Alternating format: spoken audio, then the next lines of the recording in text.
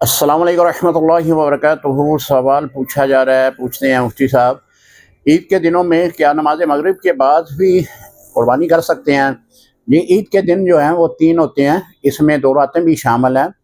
اگر آپ نماز مغرب کے بعد قربانی کرنا چاہتے ہیں تو شرعی طور پر کوئی مذائقہ نہیں، آپ کر سکتے ہیں۔ اسی طرح نماز عشاء کے بعد یا رات کے کسی پہر میں بھی قربانی کرنا چاہیں تو شرعی طور پر جائز ہے، قربانی ادا ہو جائے گی۔ فقہا نے مکروہ تنزیہی لکھا ہے، وہ اس بنا پہ لکھا ہے کہ پہلے اتنی لائٹس کا انتظام نہیں ہوتا تھا، تو خدشہ تھا کہ قربانی کے دوران یعنی ذبح کرتے وقت جو 4 رگیں کاٹنا ضروری ہوتی ہیں ان میں 3 تو بہت ضروری ہیں۔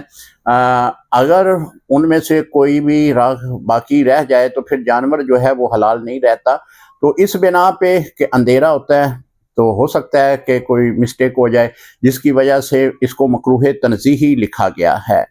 لیکن اب چونکہ ماحول بدل چکا ہے، علت ختم ہو چکی ہے، تو لہذا اب اگر کوئی عشاء کے بعد، نماز مغرب کے بعد یا رات 12 بجے کے بعد رات کسی بھی پہر میں قربانی کرنا چاہے تو شرعی طور پر کوئی مضائقہ نہیں کر سکتا ہے۔ السلام علیکم ورحمۃ اللہ وبرکاتہ۔